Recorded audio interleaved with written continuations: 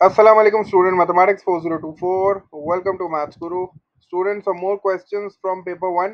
पहला वाला क्वेश्चन जो है ना ये रिलेटिव फ्रीक्वेंसी का है। ठीक है, रिलेटिव फ्रीक्वेंसी क्या होती है भाई? रिलेटिव फ्रीक्वेंसी का ना फॉर्मूला एक याद रख लो। रिलेटिव फ्रीक्वेंसी का फॉर्मूला होता है frequency divided by total frequency. ठीक है ना, तो ये जो है वो तुम्हें दिखेगा पास पेपर में।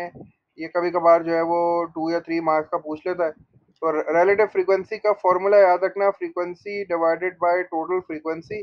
ठीक है ना, टोटल फ्रीक्वेंसी को मैंने टीएफ लिख दिया है।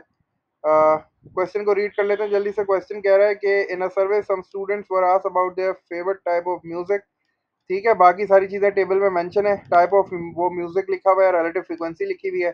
अच्छा, 0.15 है, 0.22 है, एक उसने फिल करने के लिए हमें दी है और एक 0.39 है। अब चूंकि टोटल फ्रीक्वेंसी हो गई, टोटल प्रोबेबिलिटी हो गई। अब ये रिलेटिव फ्रीक्वेंसी भी तो फ्रीक्वेंसी है ना, तो इसका मतलब है कि भाई ये भी टोटल 1 होगा इसका। तो इसका मतलब है कि अगर मुझे ये वाली मिसिंग फ्रीक्वेंसी निकालनी है, रिलेटिव फ्रीक्वेंसी, तो मैं क्या करूंगा, इन तीनों को ऐड करके 1 में से माइनस कर दूंगा, तो मुझे ये वाली रिलेटिव फ्रीक्वेंसी मिल जाएगी। तो पहले एक काम करते हैं, इन सबको ऐड कर लेते हैं जल्दी से। तो 0 अच्छा, अब डेसिमल को ऐड कैसे करते हैं? आपने डेसिमल के नीचे डेसिमल लिखना है। ठीक है, तो ये 0.22 हो गया, इसके नीचे मैंने 0.15 लिख दिया। ठीक है, बिल्कुल डेसिमल के नीचे डेसिमल लिखना है। और जो लास्ट वन है दैट इज 0.39, डेसिमल के नीचे डेसिमल लगाया और 0.39 लिखा। अब इन तीनों को ऐड कर लो जल्दी से। 5 और 2 7 हो जाएगा, 7 और 9 जो है वो मेरे पास 16 हो जाएगा। 6 इधर आ गया, 1 इधर चला गया, 2 और 1 3 हो गया, 4 हो गया, 4 और 3 7 हो गया। तो मेरे पास जो है वो इन तीनों का टोटल आ रहा है 0.76। और जब मैं 1 में से 0.76 को माइनस करूंगा, वो भी देख लो कैसे करते हैं। 1 को माइनस करने के लिए पता है मुझे लिखना पड़ेगा 1.00। ठीक है, और फिर मैं इसको लिखूंगा 0.76। अब इन दोनों को सब्ट्रैक्ट कर लेते हैं जल्दी से। यहाँ पे कुछ नहीं है तो मैं ज़ीरो लिख लेता हूँ। जब मैं माइनस करूंगा तो मुझे बोरो करना पड़ेगा। ठीक है, ये हट जाएगा, ये ज़ीरो आ जाएगा। और फिर यहाँ पे जाऊंगा मैं तो 10 हो जाएगा। फिर मुझे आगे लेके जाना है तो ये 9 हो जाएगा और दिस विल बी 10। तो 10 - 6 विल बी 4। और 9 में से जब 7 जाएगा तो 0.24 जो है ना, that will be my answer. तो इसको लिख लेते हैं जल्दी से, 0.24। ठीक है, तो ये जो है वो हमने रिलेटिव फ्रीक्वेंसी फाइंड आउट कर ली रेजी की।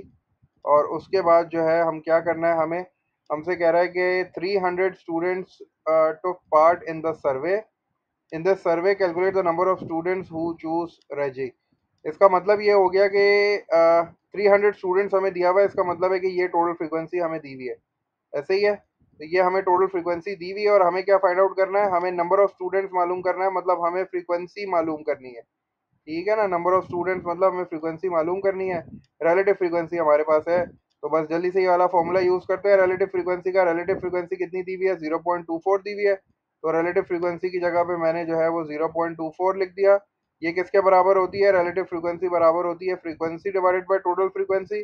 फ्रीक्वेंसी मुझे फाइंड आउट करनी है, टोटल फ्रीक्वेंसी 300 है।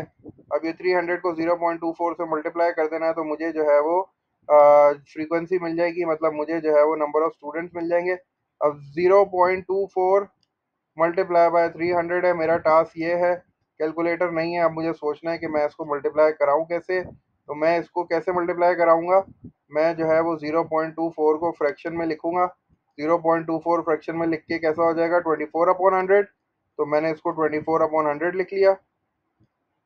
ठीक है, और इसको जब मैं मल्टीप्लाई कराऊंगा 300 से, तो 100 और 300 जो है ना, इनके जीरोस जो है मैं कैंसिल आउट कर लेता हूँ। ये दो जीरो कैंसिल हो गए।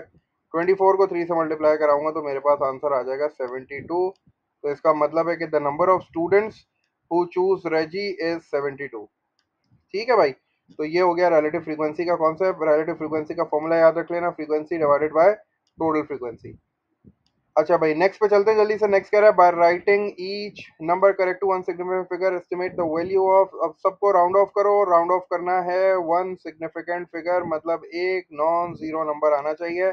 अब ये लिखा है 2.78 का क्यूब है, तो 2.78 कितना हो जाएगा, ये 3 हो जाएगा। तो ये 3 का क्यूब हो गया। ठीक है, और नीचे 61.4 है, इसको वन सिग्निफिकेंट फिगर पे करना है तो ये 60 हो जाएगा। And then come 0.893। 0.893 का मतलब है कि इसको मैं करूँगा तो ये बन जाएगा 0.9 हो जाएगा ये, ठीक है ना। तो बस अब इसको सिंप्लीफाई कर लेते हैं जल्दी से। 3 का क्यूब कितना हो जाएगा? 3 का क्यूब हो जाएगा 27। 3 मल्टीप्लाई बाय 3 9, 9 मल्टीप्लाई बाय 3 27 हो गया। अच्छा, और नीचे मैं इस तरह लिख लेता हूँ। नीचे जो है मैंने लिख लिया 60, ठीक है। और 0.9 को मैं लिख लेता हूँ 9/10, ठीक है ना। 0.9 को मैंने लिख लिया 9/10, तो ये 10 1, और ये हो गया 10 6, ठीक है। और यहाँ पे जब मैं आऊँगा तो ये हो गया 27, और नीचे है 6 और 9। जब 6 को 9 से मल्टीप्लाई करोगे तो 6 9 सा 54 हो जाएगा, ठीक है। इसको 6 बना देता हूँ प्रॉपरली। और 27 1 सा 27, 27 2 सा, तो इसका मतलब है कि मेरा जो आंसर आ रहा है वो आ रहा है 1/2। चलो भाई। अच्छा, अब अगला क्वेश्चन जो है ना, ये किसका आ गया भाई? ये आ गया नंबर सीक्वेंस एंड पैटर्न का आ गया, ठीक है। हमसे कह रहा है here are the first 4 terms of another sequence. कोई सीक्वेंस हमें दी हुई है 4/3, 9/5, 16/7, 25/9। देखते ही समझ में आ गया, 4 9 16 25 ये तो स्क्वायर नंबर्स हो गए, और 3 5 7 9 ये ऑड नंबर्स हो गए। दो दो का डिफरेंस चल रहा है, इसका मतलब अरिथमेटिक सीक्वेंस है। हमसे कह रहा है write down the next term of this sequence. अब ये 4 मतलब 2 का स्क्वायर, 3 का स्क्वायर, 4 का स्क्वायर, 5 का स्क्वायर, तो अगला वाला जो है वो हो जाएगा 6 का स्क्वायर, तो ये हो जाएगा 36 न्यूमरेटर में, ठीक है। और ये है 3 5 7 9, तो 9 में 2 और ऐड कर देंगे तो ये हो जाएगा 11, तो ये हो जाएगा 36/11। सही है ना। तो ये इसकी नेक्स्ट टर्म हो गई सीक्वेंस की। ऊपर स्क्वायर चल लेते, 2 का स्क्वायर, 3 का स्क्वायर, 4 का स्क्वायर, 5 का स्क्वायर, तो 6 का स्क्वायर हो गया 36, और नीचे जो है वो 2 ऐड हो रहा था, 3 5 7 9 11 हो गया। अब हमसे कह रहा है find the formula for the nth term of this sequence. तो आपको ये पता है कि अगर मेरे पास स्क्वायर नंबर्स होते हैं, जैसे कि 1 हो गया, 4 हो गया, 9 हो गया, 16 हो गया, और 25 हो गया, तो जब मेरे पास स्क्वायर नंबर्स की सीक्वेंस होती है तो इसकी जनरल टर्म जो है मेरे पास क्या होती है? इसकी जनरल टर्म मेरे पास होती है एन स्क्वायर। ऐसे ही है ना। इसकी जो जनरल टर्म है या nth टर्म है वो एन स्क्वायर होती है। लेकिन अब ये जो है वो 1 से नहीं स्टार्ट हो रहा है, ये 4 से स्टार्ट हो रहा है, मतलब एक का जंप चल रहा है। एक का जंप चल रहा है, तो इसका मतलब है कि मैं n की जगह पे क्या लिख दूंगा? n की जगह पे मैं लिखूंगा n+1। और ख्याल ये रखना कि ये n+1 जो है ना, इस पे स्क्वायर आना है, लेकिन ये ब्रैकेट पे स्क्वायर लगाओगे क्योंकि आपने n की जगह पे n+1 लिखा है। सही है ना। तो ये हो गया n+1। अगर तुम्हें लग रहा है कि गलत है तो तुम इसको वेरीफाई कर लो।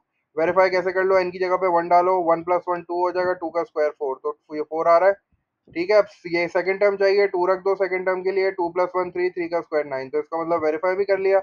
और नीचे हमारे पास अर्थमेटिक सीक्वेंस है। अर्थमेटिक सीक्वेंस के लिए तो हमें एक रूल पता है, ये क्या है भाई? 3 है, 5 है, 7 है, 9 है। तो इसके लिए तुम अपनी जनरल टर्म वाला जो फॉर्मूला है Tn = a+n-1d वो भी यूज कर सकते हो। वरना फिर हमें पता है कि भाई जो भी डिफरेंस होता है उसको n से मल्टीप्लाई करा देते हैं हम लोग।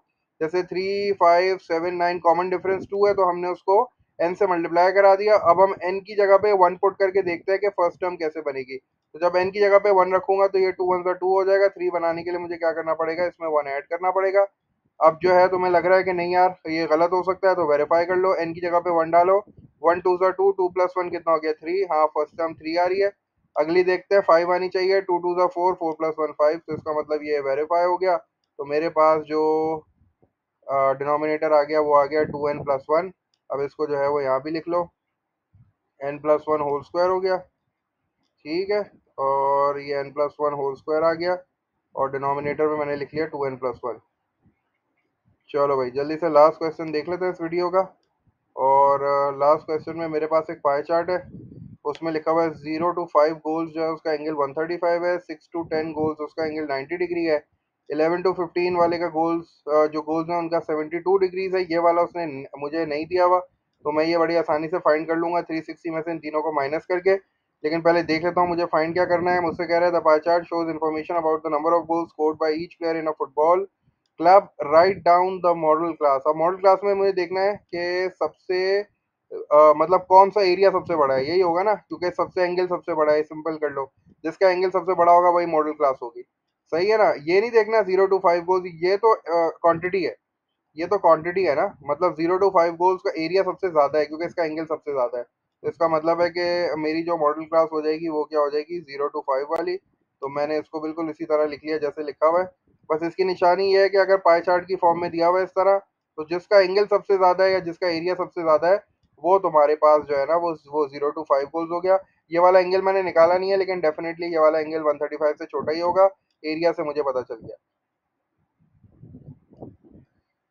अच्छा, अब लास्ट वाले में मुझसे क्या कह रहा है, लास्ट वाले में मुझसे कह रहा है 8 of the players each score 11 to 15 goals. अच्छा, ये जो 11 to 15 गोल्स वाला है ना, इसका उसने मुझे कह दिया कि 8 ऑफ द प्लेयर्स। तो और फिर आगे क्या कह रहा है work out the total number of players in the club.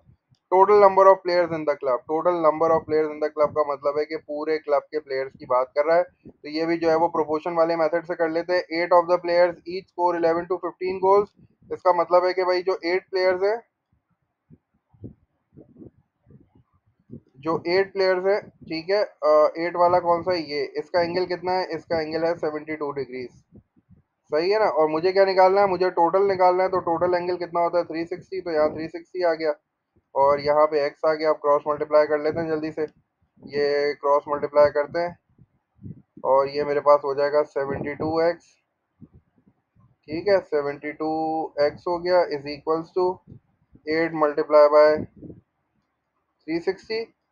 और अब मुझे x की वैल्यू चाहिए, तो मैं 72 को वहाँ शिफ्ट करता हूँ, उसके बाद जो है ना फिर रिड्यूस करूँगा। तो ये x इज इक्वल्स टू ये 8 हो गया, और मल्टीप्लाई बाय 360, और होल डिवाइडेड बाय 72 हो गया। ये 72 उधर चला गया। अच्छा, अब 8 और 72 रिड्यूस हो सकते हैं।